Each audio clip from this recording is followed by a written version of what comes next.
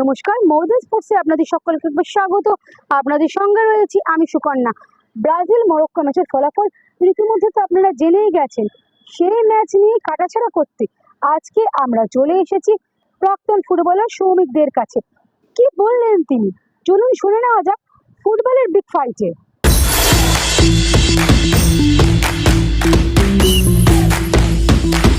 বিশ্বকাপের নিজেদের অভিষেক ম্যাচে মরক্কোর কাছে আটকে গেল ব্রাজিল। এই সব কিছু নিয়েই কথা বলতে আজকে আমরা হাজির হয়েছি প্রাক্তন ফুটবলার সৌমিকদের কাছে। সৌমিকদা, আপনাকে ময়দান স্পোর্টসে স্বাগত। প্রথম প্রশ্ন যেটা রাখছি যে এই ম্যাচে ব্রাজিলের পারফরমেন্স নিয়ে আপনি কি বলবেন? প্রথমত ধন্যবাদ সবাইকে, ময়দান স্পোর্টসের সব প্রতিটি শ্রোতাকে এবং কর্ণধারকে। তবে আমি বলবো যে দেখো, সবে শুরু, বিশ্বকাপ সবে শুরু হয়েছে এবং সারা বিশ্বে একটা আলোড়ন পড়ে গেছে বিশ্বকাপ নিয়ে।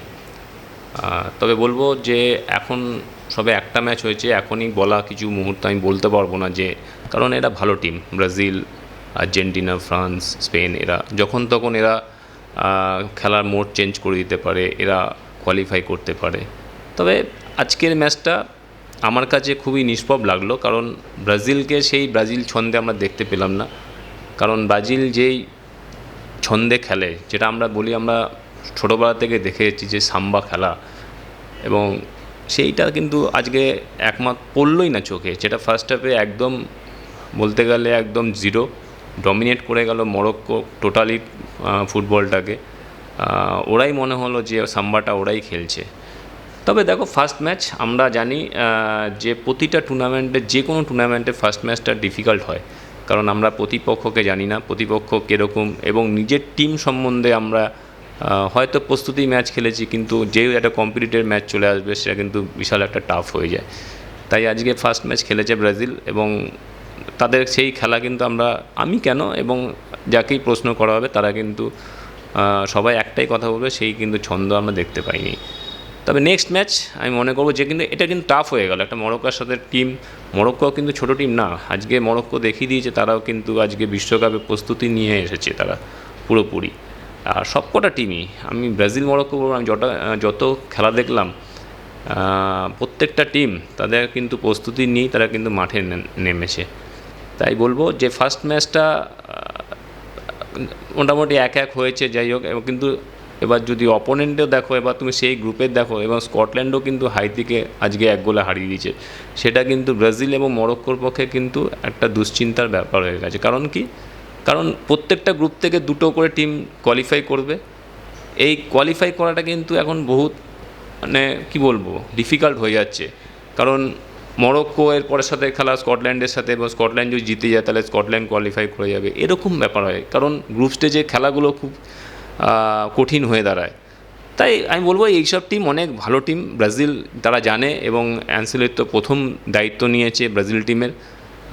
সে জানে কিভাবে চেঞ্জ করতে হয়, কিভাবে ব্রাজিল টিমটাকে আবার সেকেন্ড ম্যাচের জন্য তৈরি করতে পারবে।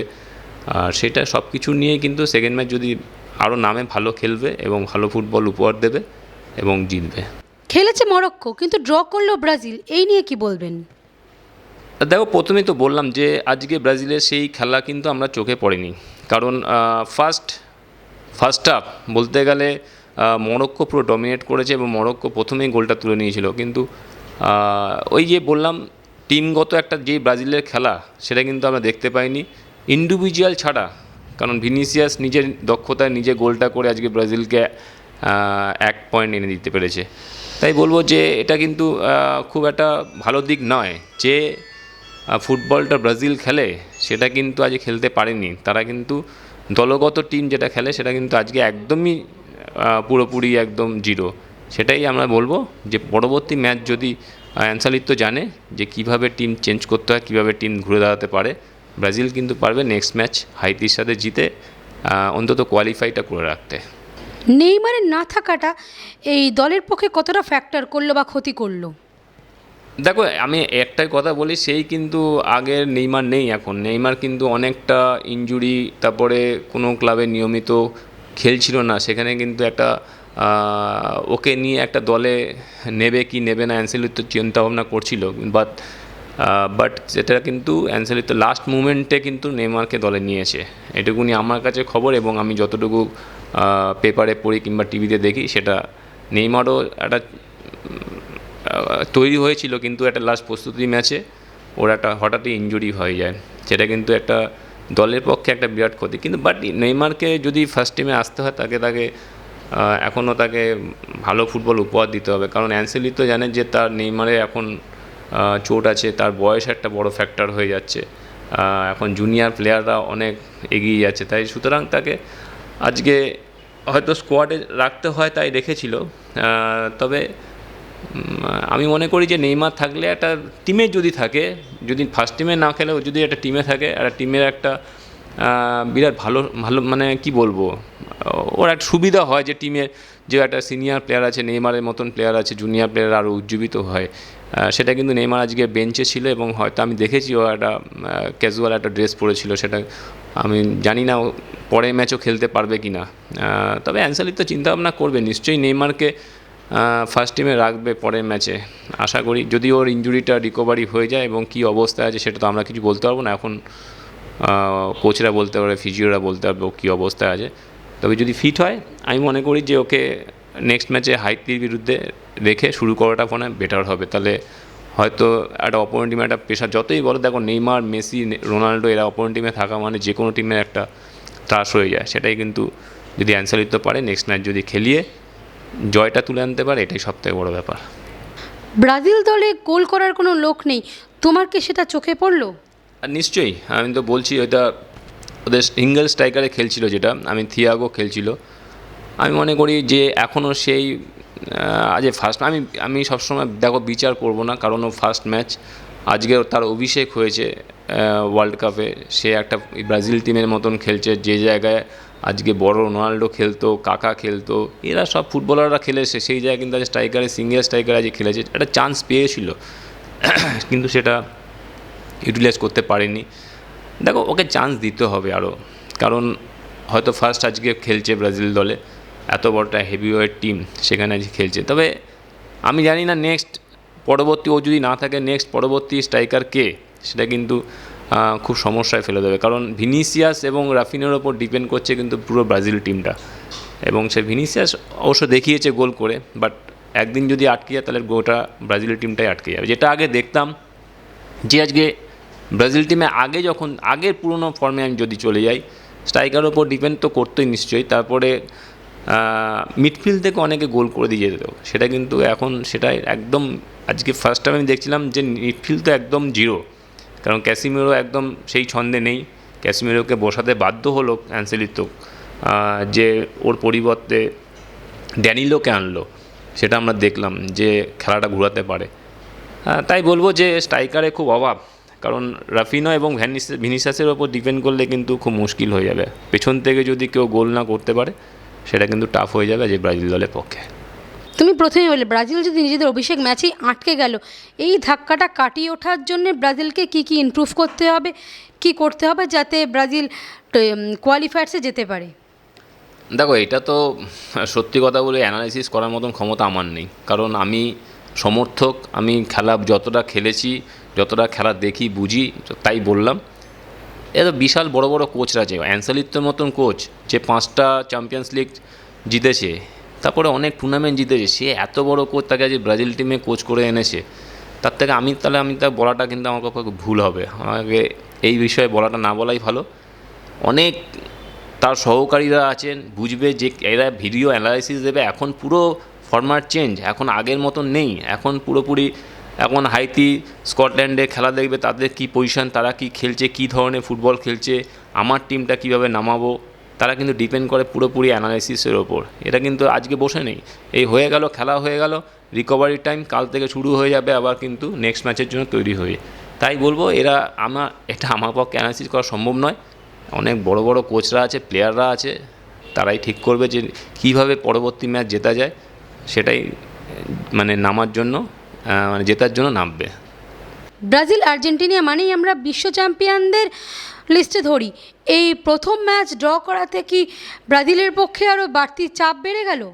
নিশ্চয়ই, দেখো আমরা তো চাই যে ব্রাজিল চ্যাম্পিয়ন হোক, আর্জেন্টিনা চ্যাম্পিয়ন হোক, ফ্রান্স, স্পেন, অন্তত এরা কোয়ার্টার ফাইনালে উঠুক, নাহলে কিন্তু একটা ফুটবলের যে আমেজ, ফুটবলের যে উত্তেজনা সেটা কিন্তু থাকে না।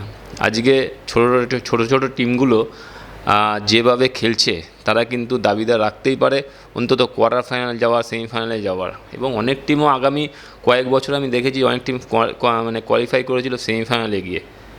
তাই বলবো যে দেখো আজকে ড্র করেছে আমি বলবো না, আগেরবারে কথাই বলি আমি, আর্জেন্টিনা কিন্তু ফার্স্ট ম্যাচ হেরেছিল সৌদি আরবের কাছে। আমরা সবাই ধরে রেখেছিলাম যে কোয়ালিফাই করতে পারবে না, সেই কিন্তু আর্জেন্টিনা ঘুরে দাঁড়িয়ে আজকে কিন্তু চ্যাম্পিয়ন হয়েছে। তাহলে ব্রাজিল তো সেম টিম, আর্জেন্টিনার মতনই, আর্জেন্টিনার থেকে বড় টিম। তাই বলবো যে ব্রাজিলও পারবে, তারা তাদের নিজেদের ভুলভ্রান্তি সব কিছু বিচার বিবেচনা করে কীভাবে কী করতে হয় না করতে হয়, তারা অনেক এক্সপিরিয়েন্স প্লেয়ার আছে, অনেক এক্সপিরিয়েন্স কোচ আছে, তারা ঠিক করবে কীভাবে কী করবে। নিশ্চয়ই দেখো আজকে আটকে গেছে বলে 1 পয়েন্ট পেয়েছে, এটা কিন্তু ভালো, কী আছে 1 পয়েন্ট পেয়েছে, নেক্সট ম্যাচ যদি জিতে যায় 4 পয়েন্ট হয়ে যাবে, তাই কোয়ালিফাই করতে গেলে হয়ে গেল। সব কিছু ডিপেন্ড করছে দেখো পরবর্তী ম্যাচের ওপর কীভাবে কী খেলবে না খেলবে সেটাই। কারণ অপোনেন্টও আমি হাইতিকেও আমি ছোটো করে দেখবো না, কারণ আজকে হাইতি হেরে গেছে, আমি হাইতি খেলা দেখেছি, হাইতি কিন্তু নো ডাউট অনেক চান্স পেয়েছিল এবং তারা ইউটিলাইজ করতে পারেনি, কারণ একটা ছোটো টিম, তাদের সেই দক্ষতা নেই, সেই পরিকাঠামো হয়তো ছিল না, তারা হয়তো সেইভাবে প্র্যাকটিসে সব কিছু পায়নি।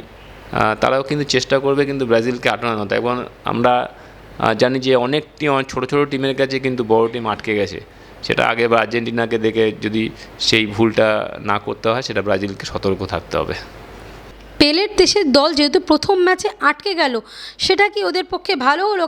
আমি এখন সেই আগের জামানায় আমি চলে যাব না, এখন নতুন এখন সব কিছু হচ্ছে, সব কিছু টেকনোলজি সব কিছু চেঞ্জ হচ্ছে, ডে বাই ডে প্লেয়ারদের অত্যাধুনিক আরও হচ্ছে, বাড়ছে।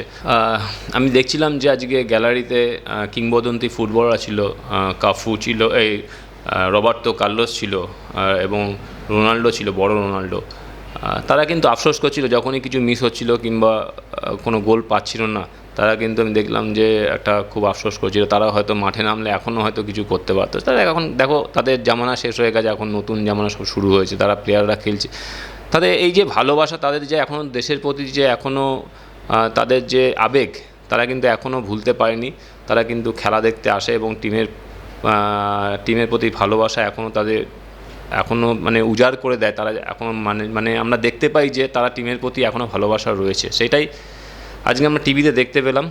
তবে এখন দেখো সব কিছু নির্ভর করছে কীভাবে কী টিমটা সাজাবে, টিমটা কীভাবে নেক্সট ম্যাচের জন্য তৈরি করবে। নিশ্চয়ই কোচ আছে অ্যানসেলিতো, এক্সপিরিয়েন্স কোচ। আজকে যারা আজকে ব্রাজিল টিমে খেলছে তারা কিন্তু কম বড় প্লেয়ার নয়, এখন জুনিয়র সিনিয়র মিলিয়ে। এখন দেখো ব্রাজিল হচ্ছে আমাদের কচুরিপানার মতন, কচুরিপানা যেরকম জন্মায় সেরকমই ব্রাজিলের ফুটবল জন্মায়, এবং আর্জেন্টিনাও সেরকমই। সেই প্লেয়ার তো ডে বাই ডে চেঞ্জ হতে পারে। আজকে সেই প্লেয়ার একাধিক মানে অনেক বছর খেলতে পারে না, এবার নতুন প্লেয়ার উঠছে, নতুন প্লেয়ার সুযোগ পাবে টিমে, তারা কিন্তু পাচ্ছে চান্স, কিন্তু সেটা কিন্তু আরও ভালো খেলতে হবে। তারাও দেখাতে হবে যে আমি একদিন রবার্তো কার্লোস হতে পারি, কিংবা কাফু হতে পারি, রোনাল্ডো হতে পারি, সেটা কিন্তু তাদের মধ্যে খিদে আছে। তবে এখন দেখতে হবে যে কতটা কী করতে পারে ব্রাজিল টিম, ব্রাজিলের প্লেয়াররা নেক্সট ম্যাচের জন্য, সেটাই আমরা সবাই আশা করে থাকবো। আগামী বুধবার অর্থাৎ 17 তারিখ একই দিনে ভোরবেলা নামছে মেসি আলজেরিয়ার বিরুদ্ধে, আর রাত্রিবেলা নামছে রোনাল্ডো। তো হয়তো এবারে দুই কিংবদন্তিরই এটা শেষ বিশ্বকাপ হতে পারে। প্রথমে বলি হয়তো না, এবছরই তাদের লাস্ট বিশ্বকাপ। এবং আমরা জানি যে মেসিরও বয়স হয়েছে এবং রোনাল্ডোরও বয়স হয়েছে, এবং মেসিরও একটা টালবাহনা ছিল যে এবছরই হয়তো খেলবে কি খেলবে না, ডিপেন্ড করছিল। বাট বললাম না, দেশের প্রতি একটা তাদের আবেগ থাকে, দেশের প্রতি ভালোবাসা থাকে।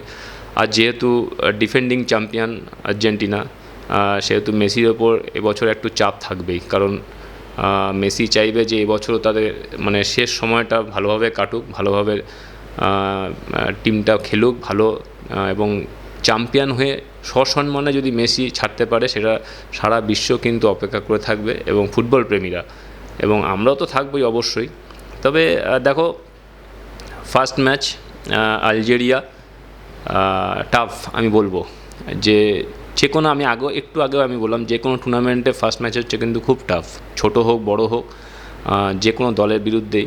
তবে আলজেরিয়া অনেক ভালো ভালো প্লেয়ার আছে যারা কিন্তু ইউরোপ কান্ট্রিতে অনেক ভালো ভালো ক্লাবে খেলে ইতিমধ্যে। তাই আমি বলবো যে দেখো অতটা ইজি মনে করলে হবে না, তারাও কিন্তু সব কিছু ছক করেই আসে। এখন এত অ্যানালাইসিস হয়ে গেছে, এত সব কিছু ভিডিও হয়ে গেছে, তারা কিন্তু দেখছে মেসি খেলা কীরকম, মেসিকে কীভাবে আটকানো যায়। কারণ ডিফেন্ড করে, দেখো সব কিছুই একটা মেসি থাকা মানে, অপোনেন্ট টিমে রোনাল্ডো থাকা মানে, অপোনেন্ট টিমে নেইমার থাকা মানে কিন্তু একটা ত্রাস। তাই সেটাই বলবো কীভাবে কী আটকানো যায়। আলজেরিয়া কোচ কিন্তু ইতিমধ্যে অঙ্ক কষতে শুরু করে দিয়েছে এবং তাদের প্লেয়ারদেরও হয়তো সেইভাবে হয়তো ইনস্ট্রাকশন করছে কীভাবে করবে না করবে। দেখো তার থেকে বড় কথা, আলজেরিয়া আমি মনে করি অল আউট যাবে না। তাদের যেহেতু বিপক্ষ আর্জেন্টিনা টিম, হেভিওয়েট টিম, তারা চাইবে 1 পয়েন্ট পেলেই তাদের পক্ষে যথেষ্ট, কারণ নেক্সট দুটো ম্যাচ যদি জিততে পারে তারা কোয়ালিফাই করবে। যে কোনো দেখো এগুলো আমাদের সময় তাই হতো। আমরা যখন ইস্টবেঙ্গল খেলতাম তখন ছোটো টিমগুলো নিজেদের ঘর বাঁচানোর জন্য অনেক ডিফেন্স করতো, তারা 1 পয়েন্ট পেলেই তাদের কাছে যথেষ্ট থাকতো। সেটাও এখনও দেখছি। কিন্তু আমি এখন যতগুলো আমি খেলা দেখলাম, আমি আজকে মরক্কো ব্রাজিলের কথা আমি ফিরে আসি। মরক্কো কিন্তু সেই খেলাটা খেলেনি, তারা কিন্তু 1 পয়েন্টের জন্য লড়েনি, তারা কিন্তু অল আউট গেছে আমি দেখেছি। এবং পুরো ব্রাজিলের সাথে রীতিমতন পাঙ্গা দিয়ে লড়েছে তারা গোলের জন্য ঝাঁপিয়েছে, তারা 3 পয়েন্টের জন্য ঝাঁপিয়েছে। তারা এখন দেখো ছোটো টিমগুলো সেই থাকে না, এবং তারাও কিন্তু চেষ্টা করে যে কীভাবে কি 3 পয়েন্ট পাওয়া যায় এবং গোল করে দলকে মানে জেতাতে পারে। সেটাই আলজেরিয়া দেখো এখন ডিফেন্ড করে কোচের ওপর, কোচ কী ধরনের সিস্টেমে খেলাচ্ছে, কোচ কী ধরনের প্লেয়ারদের সিস্টেমে রাখবে, ডিফেন্স করবে বেশি না অ্যাটাকিং করবে, সেটা ডিপেন্ড করে অনেক কোচের ওপর। আর আবার আমরা পরের খেলাই দেখতে পাবো হয়তো রাত্রেবেলা পর্তুগাল, রোনাল্ডোরও সেম এবছরও লাস্ট, আমি আশা না এটা হবেই, এবছর লাস্ট তাদের কাছে হবে। সেটা কিন্তু সেও চাইবে, রোনাল্ডো চাইবে, তার সতীর্থরা বিশেষ করে আরও চাইবে যে রোনাল্ডোর জন্য একটা বড় উপহার কিন্তু তারা দেওয়ার জন্য তৈরি থাকবে। এবং পর্তুগাল নো ডাউট আমি বলবো যে এখনও অনেক ভালো টিম আছে, তাদের দুটো মিডফিল্ডার ইতিমধ্যে ম্যানচেস্টার সিটি, ম্যানচেস্টার ইউনাইটেড খেলে, তারা এখন ইদানিং খেলে যাচ্ছে। তারা কিন্তু চাইবে যে রোনাল্ডোকে একটা কিছু না, তারা চ্যাম্পিয়ন হয়ে ট্রফিটা রোনাল্ডোর হাতে তুলে দেওয়ার জন্য, কারণ এটাই রোনাল্ডোর শেষ বিশ্বকাপ, মেসিরও তাই। সবাই চাইবে, দলের সতীর্থরা চাইবে তাকে উপহার দেওয়ার জন্য। আর আমরাও চাইবো যে আজকে এই দুজন যে একটা ভালো জায়গায় গিয়ে ভালো কিছু পাক, সেটাই আমরা সব কিছু চেষ্টা করব, মানে আমরা আশা করব। শেষ প্রশ্ন, আমেরিকা বিশ্বকাপে কি কোনো অঘটনের আঁচ পাচ্ছ? হতে পারে। দেখো আমরা জানি যে অনেক টিম এখন পুরোপুরি মানে ভালোই তৈরি, তারা বড় বড় টিমগুলোকে বেগ দেওয়ার জন্য তারা মোটামুটি রেডি, কীভাবে কি ছকে খেলবে, কীভাবে কি ছন্দে খেলবে। তবে ডিপেন্ড করে অবশ্যই প্লেয়ারদের ওপর। প্লেয়াররা যদি চায় যে আজকে উজাড় করে দেবো 100% না 200% দিতে পারবো, তাহলে কিন্তু অনেক দূর পর্যন্ত যেতে পারে। আজকে কেউ বলতে পারবে না আজকে অস্ট্রেলিয়া সেমিফাইনালে খেলতে পারে, আজকে বলতে পারে না আমাদের এশিয়া কান্ট্রি থেকে দুটো টিম আজকে ভালো, জর্ডান এবং উজবেকিস্তান, তারা কিন্তু কোয়ালিফাই করেছে।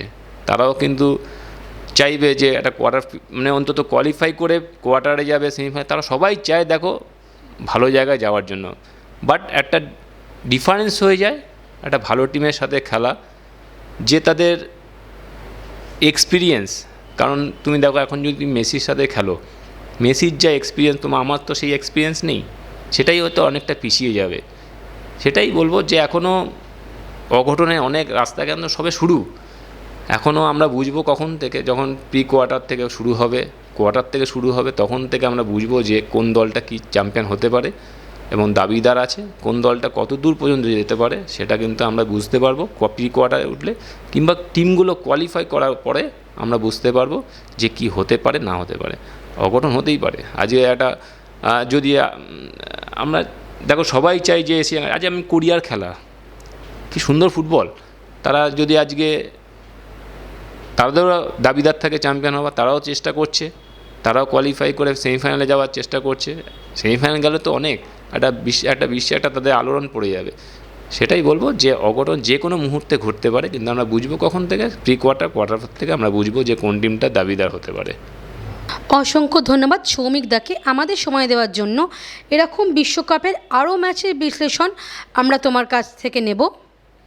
নিশ্চয়ই, অলওয়েজ ওয়েলকাম। আমি সবসময় চেষ্টা করব তোমাদের পাশে থাকার জন্য, এবং ময়দান স্পোর্টসের প্রতিটি শ্রোতাকে বলবো আপনারা দেখুন এবং কেমন লাগছে সেটা আপনারা জানান, আমি বলবো। আর আমি আমার যতটুকু সমর্থ, যতটুকু প্রশ্ন করবে সেই উত্তর দেওয়ার জন্য চেষ্টা করব আমি সারাক্ষণ। ক্যামেরায় সুগত মুখার্জির সঙ্গে সুকন্যা মুখার্জি, রিপোর্ট ময়দান স্পোর্টস।